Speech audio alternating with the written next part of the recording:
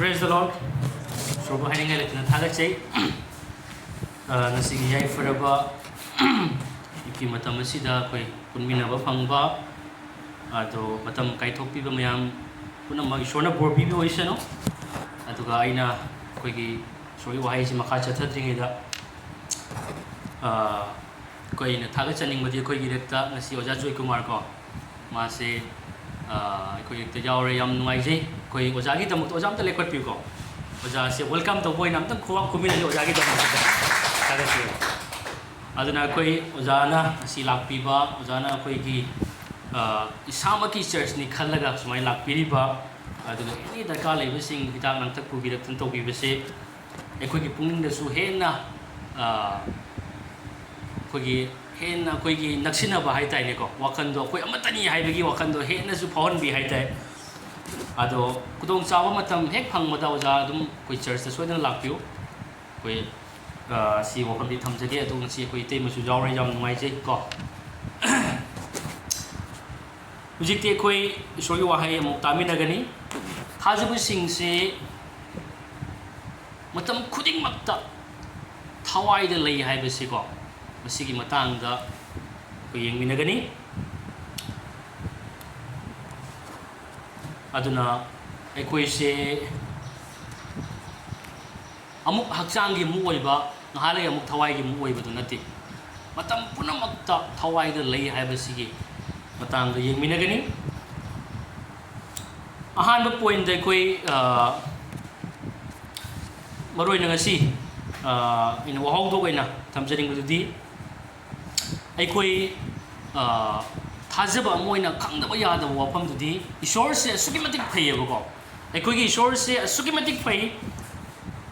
phabagi matik ma se magi areiba sing magi best adu macha sing da piba se magi pamane aduna adam gi matamda ngasi ishor na darkali ba khudimuk de piyeba aduna zuloiba nati adubu haiba adam duna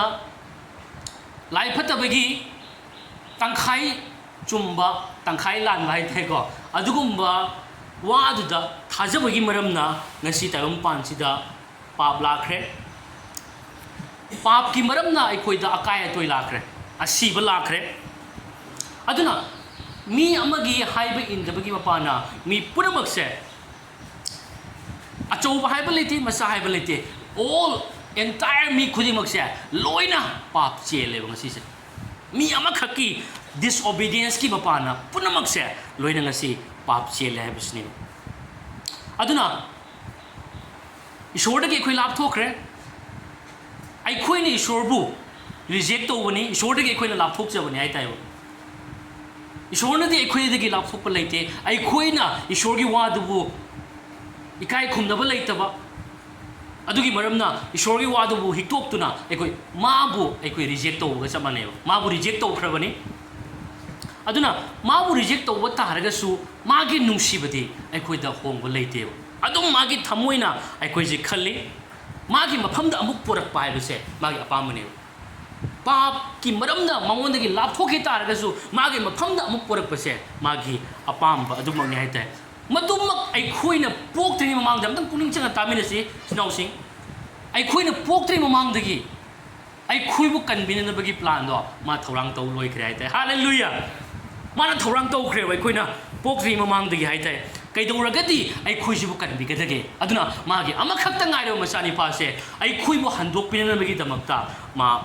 thabi rakhi haite Yeshu Christus se aduna na Hebrews chapter 9 gi verse 12 ta paraga di khangani bu thabi rakpagi maram bu kanbina bagi ishorna gi damak to bi plan se magi machani pa gi punsi kat pisine amen machani pa gi punsi kalakanda ngasi ke ni ahan ba adam duna maram oraga sina si sire papta adubu ani shuba second adam na maram oraga second adam se Yeshu Christ ne mana maram oraga amuk bu pap tagi handokpa yana bagi damakta ma gi damak lakhre cross ta gi pap gi damak sibire amasung humni shuba numita asiba bu ngamna hingat khre amen aduna ningsing si jengmina si Hebrews chapter 9 verse 12 tom ta hangdong mina si hameng amasung sanau gi igi mapan natana mahak masama ki igi mapana ay khuigi damak lomba naidana handok pibadu fanglabada aseng mafam aduda matam punamaki oina sangle aseng mafam aduda matam punamaki oina sangle habase akoina ufangai heshi yongbo aribu walebnaba matamda all covenant ni matamdadi akoina khangminaba jabadudi maduda kalliba pap ki irat po sacrifice ado hanjan hanjan katpa darkar lay kaigino hai matamda hameng amasung sangi igi mapana aikogi pap se lauthuk pangam de sendok pangam de pap kupsalli matam khargi oina for example aikoi EMI tawdana koi se loan myam loi gari ju EMI da tawai ai natra any makal gi mobile su lone ba ado EMI do ngasi ene thige taraga su ngahaki kupsal le ba tha ma jor ba tarik ma jor ba matam da di amuk chong thora kane hai ba natra bill loi thi da jaroi ba adugumna ai gi pap se ngasai gi adugi sacrifice na ja da bai ta adum kupsan ma mathau ta ba adum hanna kat pa mathau ta bai ta yo EMI chung thorok pa na ko adum ngasai gi tarik ma jo ba ngasai gi ja da bai ta yo ko aduna sacrifice se hameng amasung san gi ina ai khoi myebi gi pa kong na bagi damakta mapung phadre hai besine amen adugi maramna jisu masamaki i do ta khibo magi i adu mak tabira kanda shogi wahai na kaya amuk tang da lomba nai do matam phawgi dam ai khoi gi sacrifice oina ai khoi gi dam kat khre ayo aduna maram odaga ai khoi se lom nai dana handok pire senghan bire chumhan bire bang si se amen ai khoi se mapung phana pa kokpi bo do khoi phangle aduna ai khoi haidi masigi posi amuk ngasai gi khoi gi hameng jawgi tumaina amuka EMI thibagi mong to doi na teba si amuk tang da lomba nai do matam phawgi dam ko khrai ta ba hallelujah praise the lord aduna masini shona khoi gi dam to bigri se aduna ai khoi gi pap ji ko ba ne kok tri ba ne hai ba gi ne akoi daw lai ni ngai ching ni ngai amata leite ko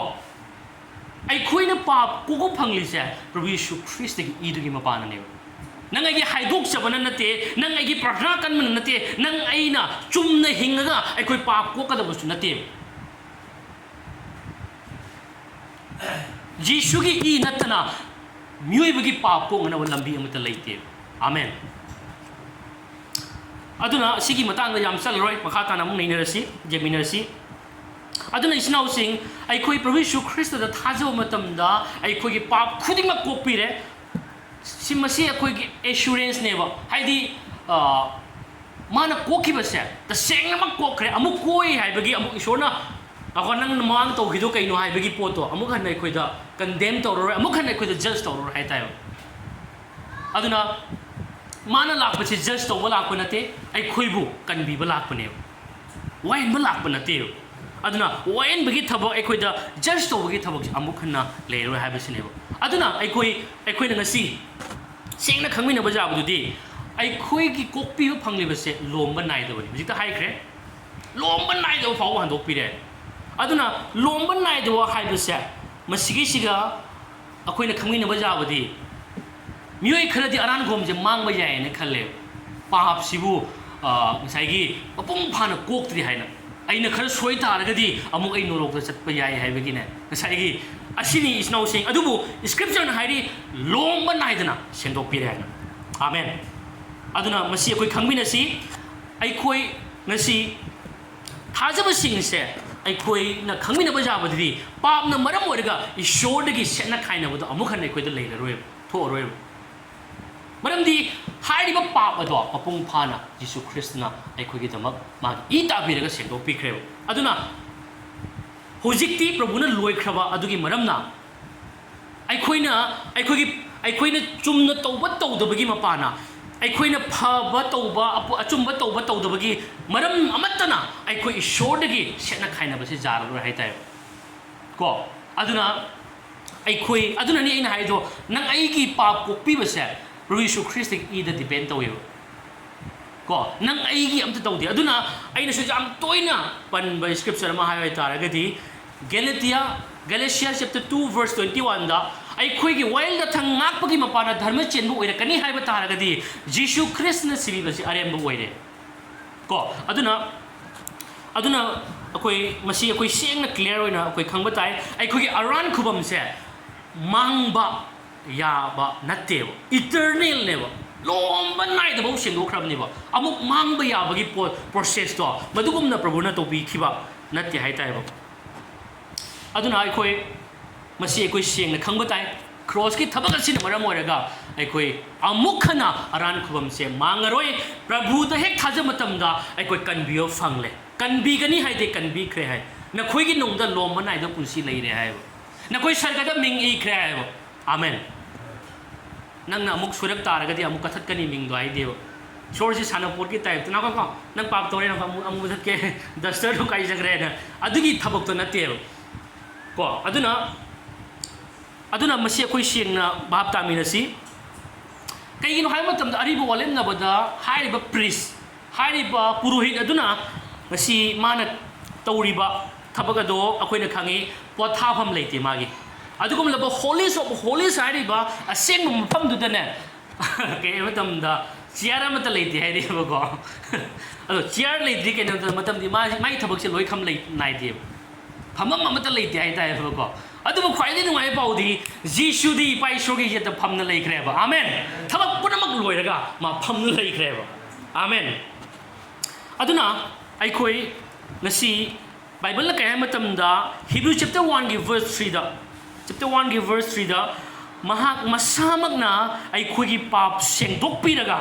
ꯑꯋꯥꯡꯕ ꯃꯐꯝꯗ ꯆꯤꯡꯂꯦꯝꯕ ꯏꯕꯨꯡꯉꯣꯒꯤ ꯌꯦꯠ ꯊꯪꯕꯗ ꯐꯝꯂꯦ ꯏꯁꯣꯔꯒꯤ ꯌꯦꯠ ꯊꯪꯕꯗ ꯉꯁꯤ ꯄ꯭ꯔꯚꯨ ꯌꯤꯁꯨ ꯐꯝꯃꯒ ꯂꯩꯌꯦꯕ ꯊꯕꯛ ꯄꯨꯝꯅꯃꯛ ꯂꯣꯏꯈ꯭ꯔꯦ ꯏꯠ ꯏꯁ ꯗꯟ ꯍꯥꯏꯗꯣꯀꯣ ꯂꯣꯏꯈ꯭ꯔꯦꯕ ꯊꯕꯛ ꯄꯨꯝꯅꯃꯛꯇꯣ ꯀꯝꯄ꯭ꯂꯤꯠ ꯑꯣꯏꯔꯦꯕ ꯁꯤꯗꯤ ꯑꯗꯨꯅ ꯃꯁꯤ ꯑꯩꯈꯣꯏ ꯈꯪꯃꯤꯟꯅꯁꯤ ꯑꯗꯨꯅ ꯑꯩꯈꯣꯏ ꯃꯥꯅ ꯇꯧꯈꯤꯕꯁꯤꯗꯤ ꯑꯩꯈꯣই ꯀꯔꯤ ꯍꯥꯏꯅꯤ ꯑꯃꯨꯛꯇꯪꯗ ꯃꯇꯝ ꯄꯨꯝꯅꯃꯛꯀꯤ ꯑꯣꯏꯅ ꯇꯧꯕꯤꯈ꯭ꯔꯦ ꯍꯥꯏꯕꯁꯤꯅꯤ ꯑꯗꯨꯅ ꯉꯁꯤ ꯏꯆꯤꯟꯅꯥꯎꯁꯤꯡ ꯃꯥꯒꯤ ꯊꯕꯛ ꯑꯗꯨꯅ ꯑꯩꯈꯣꯏꯗ ꯉꯁꯤ ꯊꯥꯖꯈ꯭ꯔꯕ ꯈꯨꯗꯤꯡꯃꯛꯇ ꯀꯔꯤ ꯈꯪꯍꯜꯂꯦ ꯍꯥꯏꯕ ꯃꯇꯝꯗ ꯑꯩꯈꯣꯏꯁꯦ ꯍꯟꯗꯣꯛꯄꯤꯕ ꯐꯪꯂꯦ ꯍꯥꯏꯕꯁꯦ ꯃꯁꯤ ꯑꯩꯈꯣꯏ ꯏꯁꯥꯅ ꯑꯦꯛꯁꯦꯞ ꯇꯧꯔꯁꯦꯕ ꯑꯗꯨꯅ ꯍꯟꯗꯣꯛꯄꯤꯕ ꯐꯪꯂꯕ ꯃꯤ ꯑꯃꯒꯤ ꯋꯥꯈꯜꯗ ꯑꯩꯈꯣꯏꯅ ꯊꯥꯖꯒꯗꯕꯗꯤ ꯑꯩꯈꯣꯏꯒꯤ ꯄꯥꯞꯁꯦ ꯀꯣꯛꯄꯤꯈ꯭ꯔꯦ ꯀꯔꯝꯕ ꯃꯈꯜꯒꯤ ꯄꯥꯞꯅꯣ ꯀꯔꯝꯕ ꯃꯇꯝ ꯐꯥꯎꯕꯅꯣ ꯍꯥꯏꯇꯥꯔꯒꯗꯤ ꯄꯥꯁ ꯄ꯭ꯔꯦꯖꯦꯟ ꯑꯃꯗꯤ ꯐ꯭ꯌꯨꯆꯔ ꯐꯥꯎꯕꯒꯤ ꯄꯥꯁ ꯄ꯭ꯔꯦꯖꯦꯟ ꯑꯃꯗꯤ ꯐ꯭ꯌꯨꯆꯔ ꯐꯥꯎꯕꯒꯤ ꯄꯥꯞ ꯄꯨꯝꯅꯃꯛꯁꯦ ꯖꯤꯁꯨꯒꯤ ꯏꯗꯨꯅ ꯀꯣꯛꯄꯤꯈ꯭ꯔꯦꯕ ꯌꯤꯁꯨꯒꯤ ꯏꯅ ꯇꯧꯕ ꯉꯝꯗꯕ ꯂꯩꯇꯦꯕ ꯑꯃꯦꯟ ꯑꯗꯨꯅ ꯏꯁꯣꯔꯒꯤ ꯊꯕꯛꯁꯦ ꯏꯆꯤꯟꯅꯥꯎꯁꯤꯡ ꯑꯩꯈꯣই ꯂꯥꯏꯅ ꯂꯧꯒꯨꯝꯁꯤ ꯖꯤꯁꯨꯅ ꯇꯧꯈꯤꯕ ꯊꯕꯛꯇꯣ ꯃꯇꯝꯒꯤ ꯋꯥꯡꯃꯗꯅꯦꯕ ꯑꯩꯈꯣꯏꯗꯤ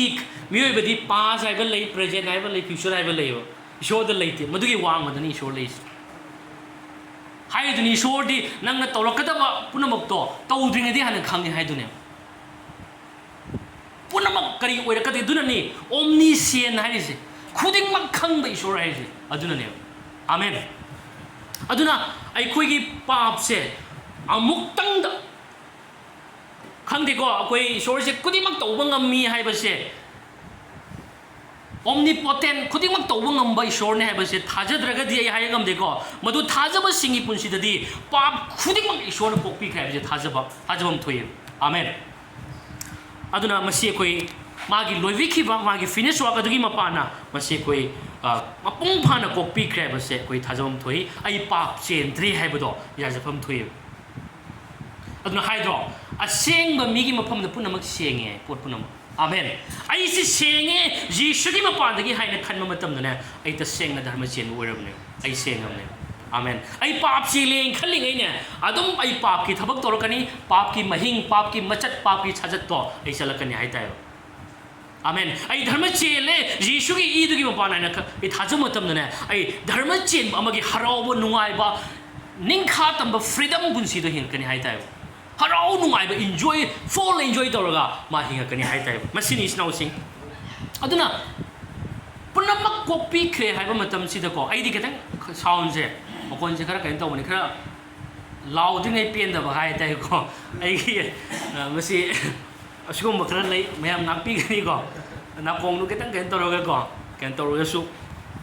aduna ina haijening bududi pa punamak copy re haiba sida ꯑꯩꯈꯣꯏꯅ ꯑꯗꯨꯗꯤ ꯄꯥꯞ ꯇꯧꯔꯁꯨ ꯌꯥꯔꯕ꯭ꯔꯥ ꯀꯣ ꯀꯣꯛꯄꯤꯈ꯭ꯔꯕꯅꯤꯅ ꯍꯧꯖꯤꯛ ꯄꯥꯞ ꯇꯧꯔꯁꯨ ꯀꯥꯏꯗ꯭ꯔꯦ ꯌꯥꯔꯕ꯭ꯔꯥ ꯃꯗꯨ ꯅꯠꯇꯦ ꯏꯆꯤꯟꯅꯥꯎꯁꯤꯡ ꯀꯣ kokpi kraba mahagado sing na harega diko ma amukana pap to madu script say pijarake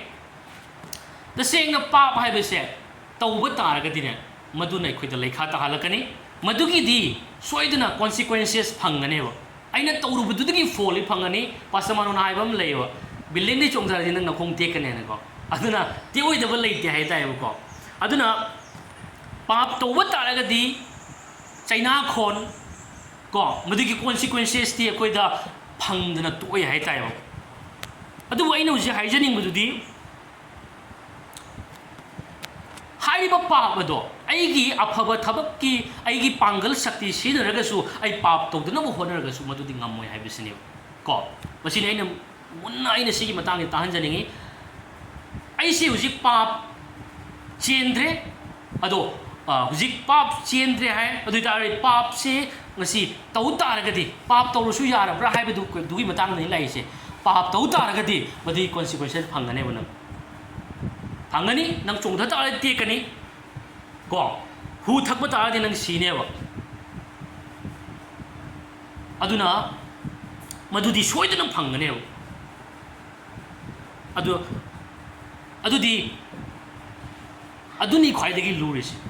ko pap se ko enjoy to baja de ko pap enjoy to bada ko pap se enjoy sana po na te aduna haiba lei ko pastor paul pastor sing haiba lei grace ki pastor sing na pap se to ko matam na aina chaning da jaga do paw pap se na puye ko aina chaning da ai yare ne haiba ja de aina hek to ro pap tu na ne aina chaning da jaga du ta na ai se puye ta pap se na ko awa haba se nangi hai ta dugi consequences se koi soidna phangane duna pa bhai se koi sanapot dumaina angangi sanapot dumai sanaga do na te ko ase yamna mun khan ba tai pa bhai se aduna adubu pa sisu aigi pangal na toba ai to roi he hekta toba ngam ga da na te ai pa thadok sara ge na hekta aigi pangal na ai pa to roi ge na dusu ngam moi hai tai aduna ai no ji uchaning ba se ai khoina pap tagi thokchar pa ngamduri se ai se ihan hamada ai gi pap pum namak se kokpi khre hai se ai ya jabata ai tha jabata ai pap amate yaudre pap ka pangnadra ba mi do ai oire hai se mase ai thamoi dagi ai tha jabata amen pap tagi tholok na lambi ni ko ina hai jari se ko admaina ina tha ju matam da ai gi punsi transformation la kani manung dagi mapan transformation se la kani hai ta pura entire ai punsi se khongba la kani punamang khongakani pam nei khoida pulamba pharam khudimak to ai madudagi ai ningkha tamba phangani hai tai ba amen aduna kai tawnungda ai khoida phajan punchen bagi thabak amatana ai khoida phajan manga maroi jishuda ai numi pham thamba magi loibi khiba thabak aduna ai ngasidi dharma chele hai base aina thajaw matam da hai tai ba amen aduna masi aina khangingai masida aina thajaringai ai hen ishwar gi matik mangal oigeda ba punsi do maduda ai hingakani hai tayo amen amuk akoi makhata na muk jingminasi aduna nasi aikoina khangmina gadabadi Christ da ani suba point da Christ da aikoina khangmina ba yabududi Christ da leiba matam da dharma chen ba oire anova khusem ama oire haibasni new creation oire ariba khudingma lanthokre pot khudingma inau no ba oire ba kuise ariba haibado aikoida amata leitre hai tai ba ngasi aikoi taibang panda ngasi aikoina huji hingba matam sida aikoi changing kya ma trial kya ama temptation athemba problem samasya kya ama ngasi aikoi thengnei isnau si amtang mun tamina si ko si je freedom ningkha tamna Christian punji hingbagi ki duni hai tai ino je hajar tuise aduna thajaba oitar ga su athemba temptation mayam sing changyeng kya ama problem samasya kya ama ngasi aikoi mayok na reba ko aikoi thengna reba kari gi no isnau sing mase thengna ri se aduna mase thengna bagi maram se aikoi na ngasi leiri mo pham se fallen wall hai tai laikha tar ba tai ba ne laikha tar ba tai pan oi bagi maram na aikoi da phat ba tawning bagi apam ba ithil kaya ama ngasi aikoi da hogat lei ko aduga aikoi ngasi तौरीब थोइब थौदो वाथोक मयाम सिंगसे ताहैदब मयाम नि तारगा थमोइ सोकपा नुंगाइतब guilty feel फावबा मयाम अमा ngasi अखोइ ngasi थेंगनै अखोइ सामक्तसु अखोइ थोइ हाइताइ अदुना करिगिनो high मतमदा धर्म chain ओइबगी मरमना थोनिंगदब थौदो वाथोक थोलकपा मतमदा अखोइदा हाइनते हेन अफबा चौखटपा नुंसिनबा unity कोक्पीबा ngakpीबा अदुगी पोतुदा अखोइ ngasi Madhuda हेन अखोइ मधुमक की मचत chain mummy अमा ओइबगी मरमना थोनिंगदब थौदोक थोलकपा मतमदा अखोइदा हाइनबा फाउदे नत्रा पाप से अमरमदा हाइरगना तुकचबा अमा अखोइदा फाउरे हाइताय हाइनिंगदबा हाइनदबा तुकचबा नमथीबा याम नमथीबा पोट अमगुमना अखोइदा ngasi ओइ हाइताय अदुना ngasi अखोइना ईश्वरना ngasi अखोइ न्यू कवनेंट अनौबा वालेपनबसिदा मान अखोइदा करिनो अखोइदा प्रोवाइड तौबिरिसे हाइबा मतमदा अखोइना ngasi हिंगबा मतमदा ngasi थेंगरिबा अथेंबा टेम्पटेशन प्रॉब्लम मयाम सिंग असिगी कइनोसिदा अइना मखातन हाइजै मुदुदी सिगी सिचुएशन सिदा अखोइना ममताना खंगिनबा जाबुदुदी अखोइ फॉलन वॉल लेखा तारबा Tayang पानसिदा अखोइ लेबगी मरमना अखोइदा फत्तबा तौनिंगबगी हक्चांगी अपाम मयाम इथिलसे अखोइदा फाउरिबनी हाइताय ngasa haikre new creation di oikreba adubu fallen wall sida leibagi maramna thawai gi maigei dadi pura akhoi mapung phagreba adubu leiriba mafam se amamagi sangsar leikha tanawa sangsar oibagi maramna akhoi da phattaba toningba apamba mayam ama sigi pose akhoi da phauribani haitai amen aduna akhoi duna hakchangi apamba se akhoi अदुम करी आइनी मयाम तौसनब खोचनब अखोइ पुनमक्ता अयामदा अखोइ अदुम थेंगनबसे मी अयामदा थेंगनब थाजबसिंगी मरक्तसु अदुम अखोइ अदुम थेंगनगनेबको अदुम अखोइना खंगदबदि ईश्वरना अखोइसे already अखोइसे तोंगान हनख्रबने को मफम असिदा लैबा मतमदा अखोइना करमना निंखा तमना माइ पाकना हिंगदगे हाइबसिगी मतांगनी हाइजरक्तुरिसे अदुना fallen wall सिदा मतौ करमना माइ पांगना हिंगनी हाइतायबको Ishwardi already अखोइसे तोंगाना माइ पांगना अखोइसे थमख्रबने अदुना अखोइ जेंगमिनसी Romeo chapter 8 की verse 3-4 देखो Roman chapter 8 verse 3-4 दा मरमदी while the थंगदु हक्चांग द सोन मरमना वाइल द थंग तौबा ngamdabadu ईश्वरना मसामकी मचानिपाबु पाप चेनबा हक्चांगी मोंगदा अमसुंग पाप की दमक थाबिरक्तुना पाप पु हक्चांग द अरानबा ताहले मदुदी वाइल द थंगी तौफम थोकपा अदु पाप की मतुंगिना चत्तदुना थवाइगी मतुंगिना चत्पा अखोइदा थुंगनबने अदुना अखोइना सिदगी उ फंगबसिदी लोना वाइल द थंगना कनामतबु चुमनबिबा लेते को लोना अखोइसे धर्म चेन ओहेंदे लो पीबगी पर्पस से अखोइना खंगी अखोइगी पाप से एक्सपोज तौननबने अखोइसे पाप पीनी हाइबसे खंजरनबा अइसे सोली को इजनाउसे आई वामत हाइजगे सेजे को आई धर्म चेमनी आई पाप को ख्रे आई अनोब खुसेम नेबसे मयाम तारम मनेबो मयाम तारम बया दुबो मसिगी रेवलेशन से फंग दरकार ले नॉलेज अदु खतना जाती को मसे मसे मुन्ना कोई खंगसेबो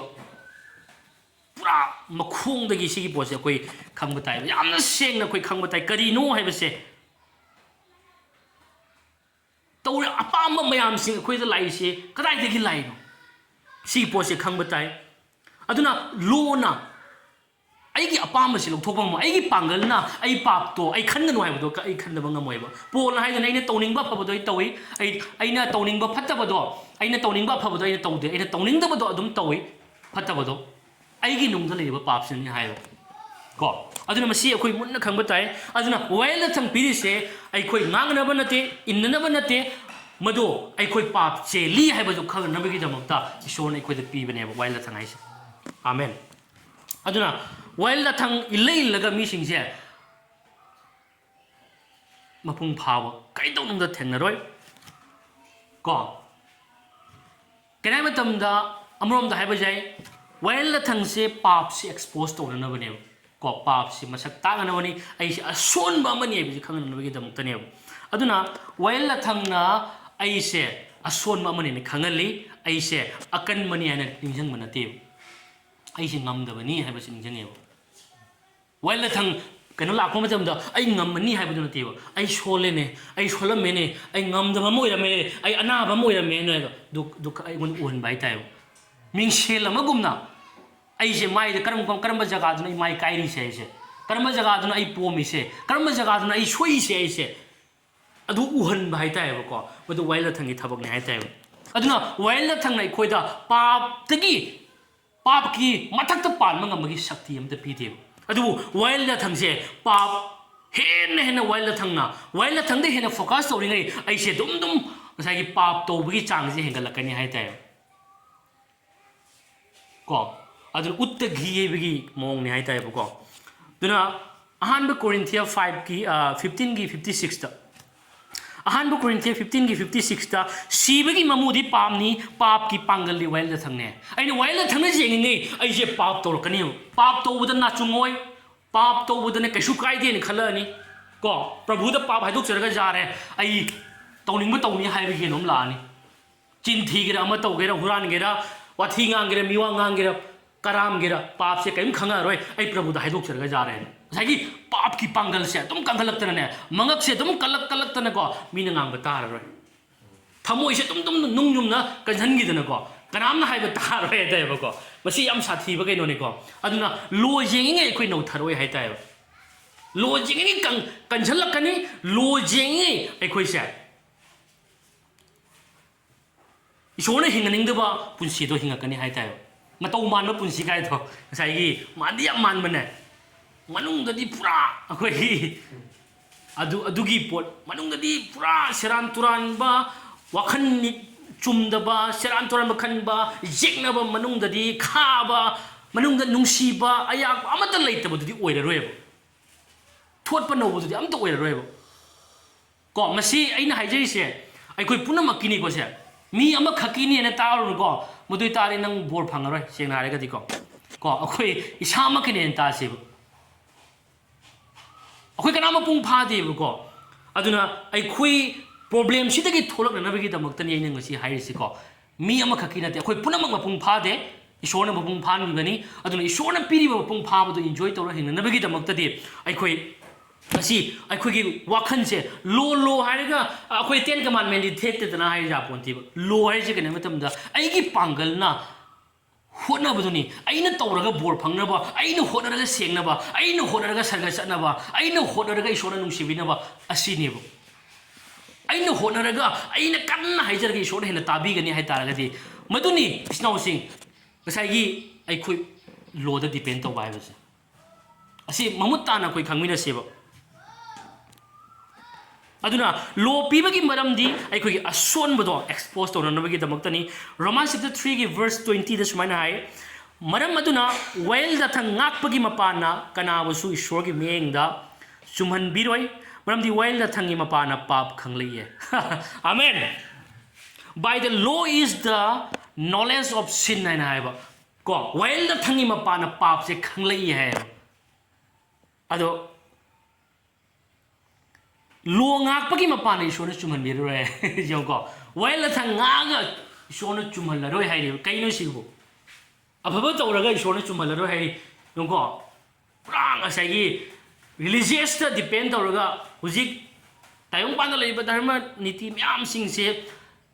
ꯑꯩꯅ ꯇꯧꯔꯒ ꯐꯪꯒꯅꯤ ꯍꯥꯏꯕꯒꯤ ꯀꯩꯅꯣꯗꯨꯗꯅꯦꯕ ꯂꯣꯏ ꯂꯩꯔꯤꯁꯦ ꯑꯗꯨꯕꯨ ꯈ꯭ꯔꯤꯁꯇꯤꯌꯥꯅꯤꯇꯤꯗꯤ ꯄꯨꯔꯥ ꯇꯣꯉꯥꯜꯂꯦ ꯍꯥꯏꯇꯥꯔꯦꯕ ꯑꯩꯅ ꯇꯧꯔꯒ ꯐꯪꯗꯣꯏ ꯅꯠꯇꯦꯕ ꯁꯤꯗꯤꯀꯣ ꯁꯤꯅꯦꯕ ꯄꯨꯔꯥ ꯁꯣꯏꯅꯔꯤꯁꯦꯀꯣ ꯄꯨꯔꯥ ꯄꯨꯡꯁꯣꯏ ꯁꯣꯏꯅꯔꯤꯁꯦ ꯑꯩꯅ ꯇꯧꯔꯒ ꯐꯪꯗꯣꯏ ꯅꯠꯇꯦꯕ ꯁꯤꯗꯤ ꯍꯥꯏꯔꯤꯕ ꯏꯁꯣꯔꯒꯤ ꯃꯤꯠꯌꯦꯡꯗ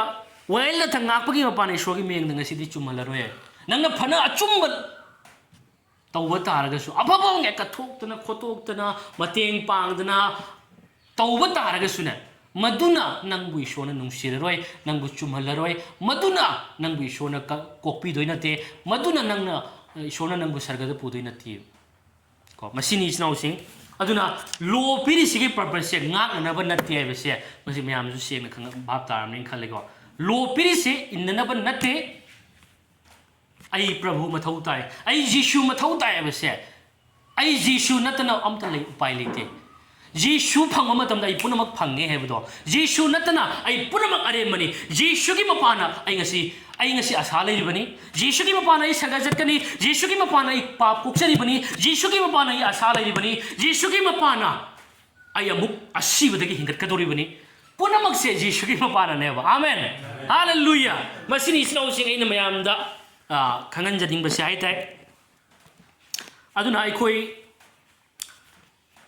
ngasi while la thang na tawbang am da bado akoy na pakre hujikta mamang da pakre while la thang akoy gi Romans chapter 80 verse 3-4 da while maram di while la thang adu hakchang da son maram na while la thang na tawbang am da bado isor na ma ki macha ni pa du pap chen ba hakchang I mong da amasung pap ki damak thabirak tuna pap pu hakchang da ran ba ta hale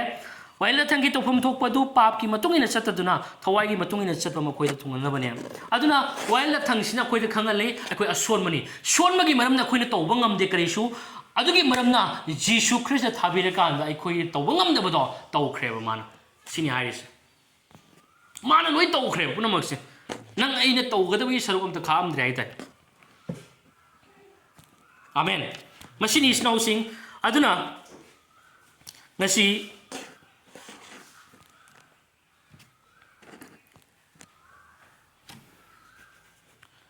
aduna ngasi akoy na khangi punamak tawkhre tawbasida khangmam thokpa wabam thokpa khudingmak nang aigi punsida bor phangba yana nabigi damakta ma se bible like cross siwa phawbase complete ai khoi gi darkar taba ai khoi gi damak tawba darkar taba khudingmak se cross siwa phawbase ma haibu in khre punamak ma tawkhre aduna khangba jaba khangkhre amasung ai khoi gi apam ba pap ki machat pap ki nature khuding mak se cross ta crucify to kre ba Jesu ko leno pap hai se mapung phana crucify to kre punna nasi cross ta Jesu ga punna simina kre aduna nasi pap ki maram na khoi da wine bam thok do calvary cross ta ipai shona Jesu gi mathak ta wine kre amen Jesus do in wine kre Jesus do in condemn to kre matam punamaki oina matam kharagi nate matam punamaki oina pap ki pige da bachaira dandi phamham thokpa sibam thokpa khudimak to machani pa Jesus gi mathakta punamak haitha kre snow sing aduna ngasidi koi khangmina ba jabadu di ngasi ai khoi da प्रभु की थबक अदुगी मपाना पाप की nature पाप की मचत पुनमक से आई खोय दगी लौथोखरे is gone हाय ताय बको Christ the लेब मतमदा आई खोय अनोब खुसे मोरे amen new creation in Christ आई दो मदो आई खोय ओइबा फंगजरेब आमेन मतम पुनमक केना फॉरएवर हाय ताय बा खोय से अमुख नै सोने खोय दा लालन बिद्रे हाय ताय आमेन रोमन्स चैप्टर 8 की वर्स 3-4 अदुदा आई खोय अरोय बगी सरुक तु द पारगदी खंगनी सिगा हाय वाइल ला थंगी तोफम थोकपदु पाप की मतुंगिना चत्तदुना थवाई की मतुंगिना चटपा पाप की मतुंगिना चत्त थवाई की मतुंगिना चटपा आई खोयदा थुंगहनना बनी है यों सिगा इना मुन हाइजरके रोमन चैप्टर 8 की वर्स 3-4 से को सिगा हाय से थवाई की मतुंगिना चटपा आई खोयना हाइदेको थवाई की मतुंगिना चलगा अखोइना चलगा ईश्वरना धर्म चेंबो हेलकनी पाप कोपीरकनी बोर पीरकनी अखोइना हाइदेबो सिगाय से अखोइदा हाइबा इन अस हाइना हाइबा बाय अस हाइदेबो को इन अस अखोइदा को अखोइदा ngasi se थवाई की मतुंगिना चटपा अखोइदा थुंगना बनेबा मतुंग थवाई की मतुंगिना अखोइदा हाइसे ईश्वरना अखोइदा थवाई सेमगे पाना ngasi अखोइना तौगदब थबक खुदिमक तो मान तौबीख्रे लोइबीख्रे अमसुंग असि थवाई सेंगमसे अखोइना खंगे अखोइदा नुंगदल अखोइगे नुंगदल लेब कंप्लीट माना अखोइगे नुंगदा ngasi lei haibase koi bible lagi su o phange amen aduna law fulfill tawse kana no sorgi neba sorgi thawai adugi mapana Jesus Christ na ngasi sorgi thawai sengmi mapana ngasi haiba logi thabak khuding mak to complete mapung phankhre nang aigi pangal nate mana magi mapana punama oikhre aduna ngasi ai khoi thawai sengmado madu complete duna ay amukka bajarake ko sigi ujigi scripture do kan oidana ko waila thangi tawpham thokpa adu yongko sige ko pap ki matung ina chat duna thawai gi matung ina chat pa ikhoi da thungna bani thawai gi habas english version je matam da thawai habas ai gi thawai sen spirit s capital name ko holy spirit hai bani ko thawai seng bagi matung ina chat pa thawai seng gi matung ina chat pa hai tayo ko aduna thawai seng badong ngasi ikhoi gi nung da lei snau sing ko holy spirit to ngasi ikhoi gi nung da ngasi leire aduna ishor na ikhoi da jam bu matam da ne ikhoi aseng bu in we thawai aseng bu gi mapana amrom da hare gana ishor na ngasi ikhoi da jam bu matam da ne jesus christ gi cross to in we Jesus ki cross ki sacrifice to in we ba adu gi maram na ikhoi se dharma chen bo in sing thai amen aseng bo in sing thai ikhoi se amukan na ishor na ikhoi se lalhan bidre Jesus ki mapan gi amen hallelujah aduna adam gi mapana ikhoi khuding mak miui ba entire miui ba humanity hai miui ba khuding mak se loina ikhoi pap ta tai punamak ta khrabni adubu yeshuna maram waraga ngasi mabu thajarak pa khudingmak ki mafamda khudingmak pap khudingmak handokpagi ngasi adugom laba thabak ado ma tobire haitai amen aduna khoi objective series khange pap ki thabak khudingmak to lauthokre thawai sing gi mapan thawai gi matungina chatpa thawai da leiba matam da aikoi thawai aikoi se hakchang da leitre thawai da leikre asi makha ta nai haijarake aduna ani shubu Corinthians 5:17 da kana gumba mina Christ da leire badi ngasi mahak anobu khusem ni anobu khusem kamai no mage nung da ngasi thawai sengba leire thawai sengba leigre jisu thaja matam da born again oi matam da holy spirit to aikoi gi nung da leire adugi maram na aikoi se ngasi new creation oire aikoi aran ba tahan ba leitre aikoi si spirit oire akoi thawai gi mi oi khra hai tayo hakchang gi mi akoi kedong nung da oidre hai tayo aduna aikoi gi tawba tawda ba aikoi gi apha phatta ba aikoi na thengnari ba samasya problem masida focus tawraga akoi hinga da banate haidi nang ai gi performance aduna nang ai bu identify tawga da banatre ngasi se aina se tawgi maram na ai ma di se oram gani ha ba nate ba aina phatta bam tawre na ai sugumba ma sugumba mi oirani ha ba da inatre ba ngasi se ko aduna aikoi madugi mahutta aikoi se nasi aikoi ujabam sange Prabhu Yeshu Christ gi dharma chen baduna aikoi se kupsan bire ma gi dharma chen ba phijol aduna aikoi bu ngasi kupsin bire loshin bire amukhana lalhan bidre pap khuding mak aikoi dei kokpire aduna isnau sing masini gospel ai se masigi gospel se aikoi chenna pai batai amen chenna aikoi pai batai madu pairga aina leiba matamda ai apung fana ishona pibiraba ngasai gi asengba punsi freedom gi punsi ningkha tamba pap ki mathakta pana punsi se madu koi hingmang ngamagani hai ta amen